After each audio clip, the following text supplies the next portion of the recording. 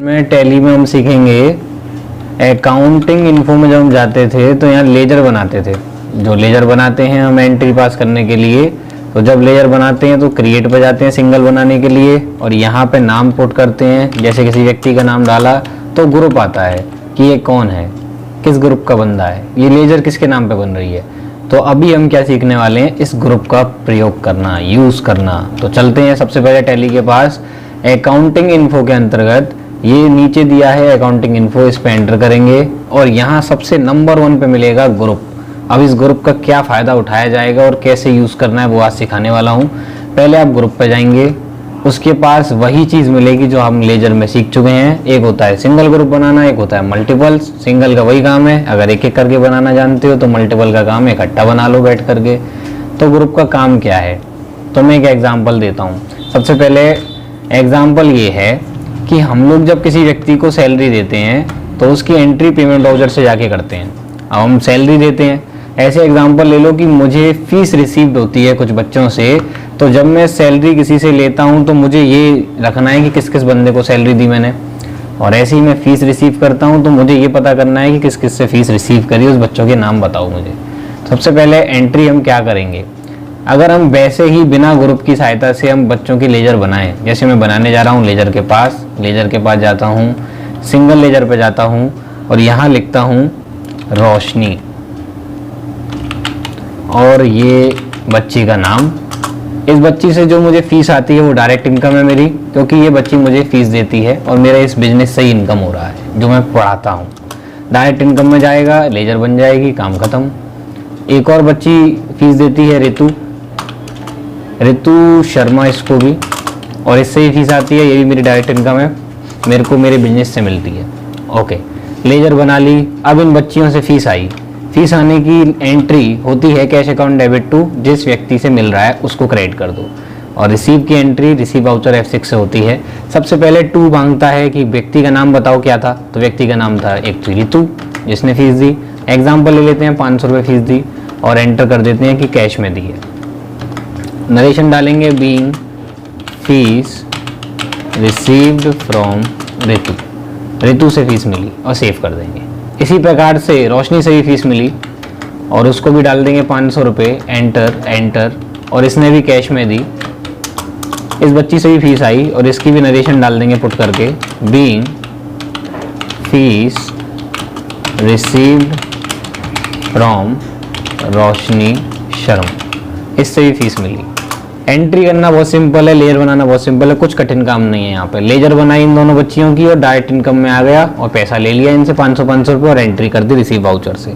लेकिन अब ये मुझे देखना है कि ये कहाँ मिलेंगी मेरी डायरेक्ट इनकम। तो मैंने पढ़ाया हुआ है पहले प्रॉफिट एंड लॉस अकाउंट, जहाँ हम ट्रेडिंग पढ़ चुके हैं और प्रॉफिट एंड लॉस अकाउंट पढ़ चुके हैं। तो एंटर करके इसके पास जाएंगे, यहाँ ऊपर की तरफ दिख रहा होगा, ऊपर वाला सेक्शन इनका टैली के माध्यम से ट्रेडिंग अकाउंट कहलाता है, और नीचे वाला सेक्शन ट्रेडिंग के माध्यम के जस्ट दूसरा स्टेप P&L, जिसको प्रॉफिट एंड लॉस बोलते हैं, वो स्टेप कहलाता है, जो हम प्रैक्टिकल से पहले थ्योरिकल कवर अप कर चुके हैं। तो ऊपर वाला सेक्शन ट्रेडिंग अकाउंट कहलाता है।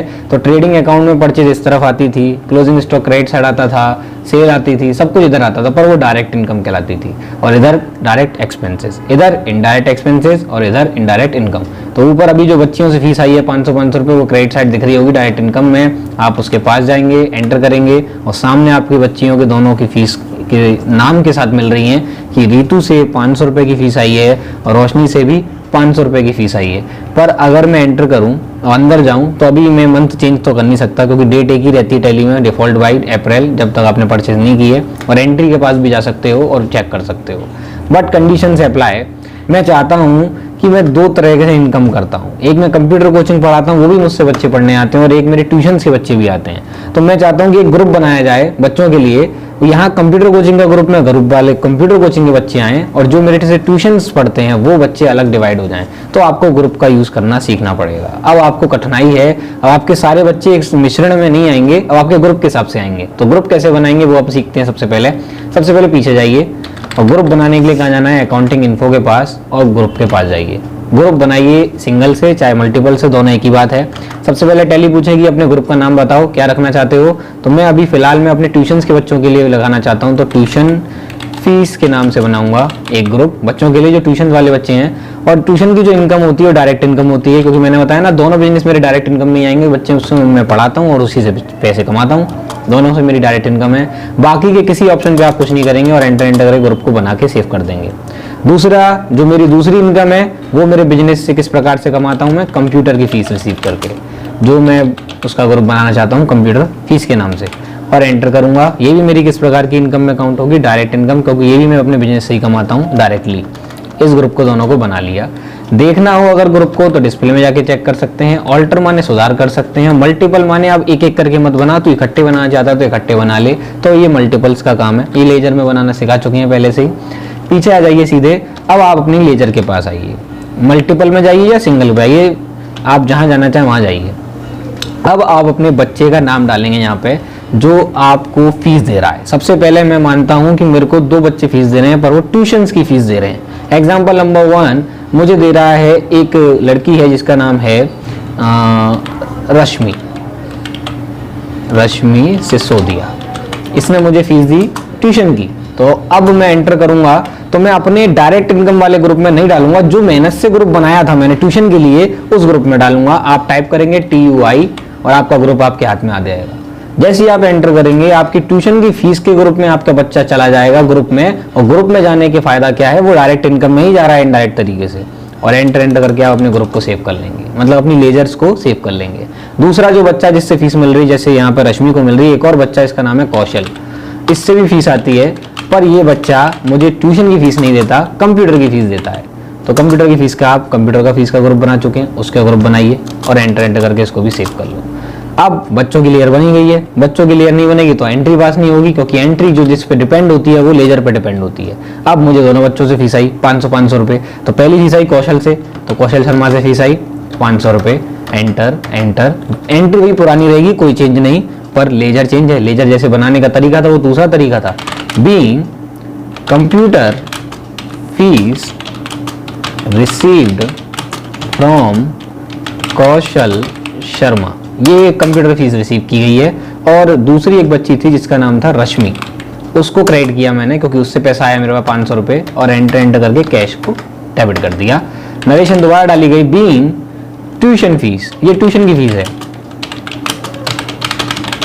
फ्रॉम रश्मि सिसोदिया, एंटर से। अब अंतर क्या होगा देख सकते हैं, मैं दिखाता हूं अंतर क्या पड़ा।